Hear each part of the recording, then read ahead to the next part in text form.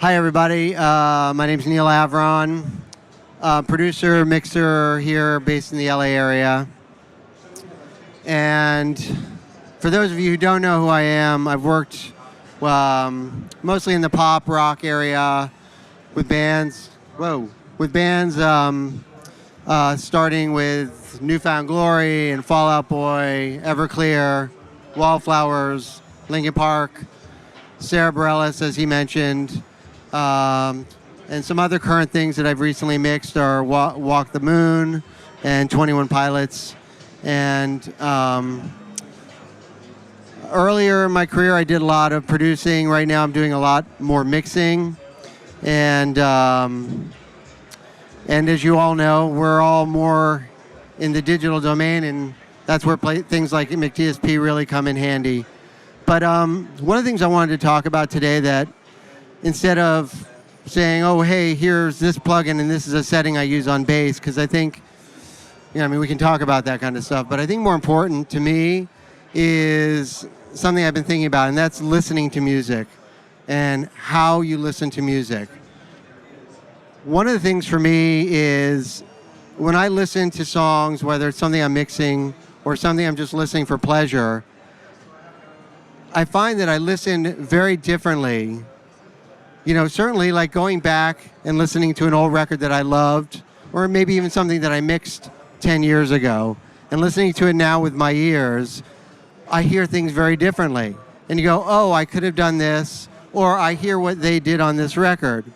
And I'm not talking about just, the different instruments. I'm talking about how they're balanced. I'm talking about why something was really loud, or why something was put in the background, or remembering that there was a special effect on something that caught your ear, and why that was important. And every time you hear that song, you wait for that moment in the song, and you're like, oh yeah, there's that cool reverb on the tambourine that totally, makes the whole thing for me. And I think listening in depth really can bring a new awareness, not only to just learning how to listen, but also if you're in the industry, or if you're trying to be a mixer, or if you're trying to be a producer or an engineer, it really can open up things. If you listen just to a song, you can first hear, let's say you're a musician, you might hear the chord changes, you might hear the drum beat, you might hear if you're a bass player, you may say, I'm focusing on what the bass player's playing. And then the next level might be, I'm listening to how the instruments are blended together. Who's louder, who's softer, who's put in the background with reverb, who's dry and in your face, right? And then you might start thinking about the three-dimensionality or the room that it was recorded in. Oh, this sounds like a wood room, and it sounds like everybody's live together, or this sounds like everybody was overdubbed, because everything can be so precisely picked out. And you start listening on these, it's like a rabbit hole that you start to go down, listening, and then you'll start to go, okay, now I'm listening to the guitar sound, and I'm interested in why it's EQ'd in a certain way so that it fits in the mix, or why the person put an effect that is making it flange, and why is that important? Does it tie into the lyric? Is there some, you know what I mean? And so it's like an onion that you're going to keep peeling back and finding these layers when you're listening. And the more you do this, the more sophisticated of a listener you become. And those kinds of things are what will improve, or at least they've done it for me. And other skills to listen to is, why is a mix sounding muddy? Or why is this song really loud? Why is this song soft and more dynamic? And one of the things I've done, I've played a game with myself over the years, is I'll come into the studio on a day and I'll say, you know what? Today I'm only going to focus most of my attention on the low end. I'm really going to figure out how to make this song amazing in the low end. It's not that I'm not focusing on the other things that we talk about, but I'm going to put an extra 50% attention on this thing and really kick ass on the low end today. And I'll teach myself. I'll spend an extra hour going through how I can make the bass and the kick drum and anything that's playing in that low register really work together in a great way, and just take it that extra mile. And then maybe for that whole week, I'll really focus on that and learn the differences in the low end. And then the next week, maybe I'll come in and go, okay, I'm going to focus on the low mids. What's important? Who needs to be in there, right? Why is that getting in the way? When is it important to boost that stuff? When is it important to cut that stuff? And really focus on that. And I'm always kind of revolving around that. And then and we'll go through the sonic spectrum. And then, the next week I might be going, okay, I'm going to really focus on my reverbs.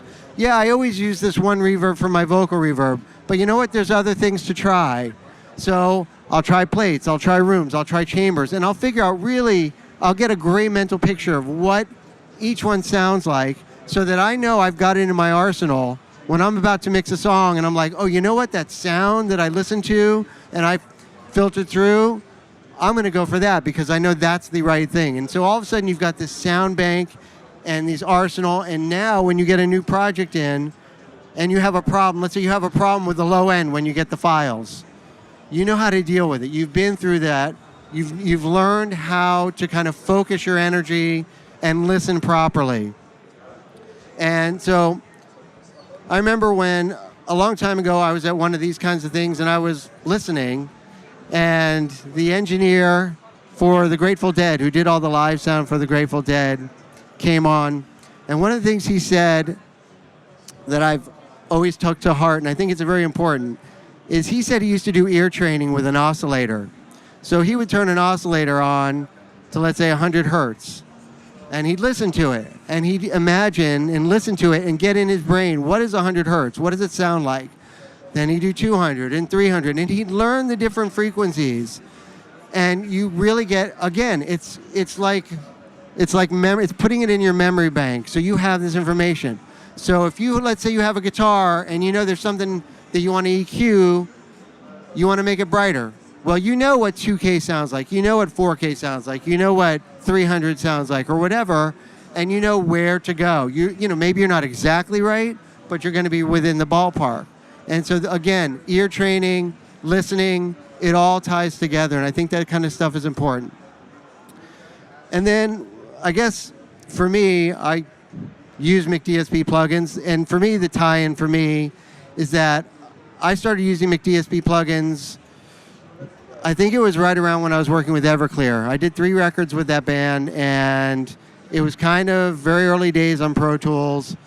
And McDSP was one of the first plugins that came out that sounded great and functioned really easily.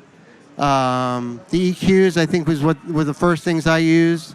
And, the unique function of being able to slope as you're rolling off something, either on the high or low end, very important and really a great tool for shaping things that are going on in the low end. And then I think you guys were probably one of the first that were modeling, like with Compressor Bank, modeling other vintage pieces of gear and stuff like that. Not many people were doing that at the time. So again, great tool there. And now with new products, some of the new stuff that I've been using from McDSP a lot is the AE400 and the ML4000. Both really, what's great about both those plugins is you can go really deep. You can get very deep on those plugins. They're really great for things like wideband instruments or things that have a lot of instruments recorded on them. For instance, like a drum room or a piano, something that's got a wide range, or even whole mixes, obviously. The AE400, I've been using a lot, Colin, because it's a tool that can really fix issues. It can also shape sounds, but you can really fix things like harsh vocals or low-end build-ups and things like that. And one of the really amazing things is that not only is it this multi-band EQ kind of thing, but because you can have a key input, you can be, for instance, ducking the low end of your bass every time your kick drum happens. So now you're not really lowering the apparent volume of your bass, you're just lowering some of the low frequencies so that it gets out of the way. And kind of what we talked about earlier with low-end management, right? So anyway, not to get too off a tangent, but just so you know, I use these plugins. They really are great. Colin and I had just actually talked.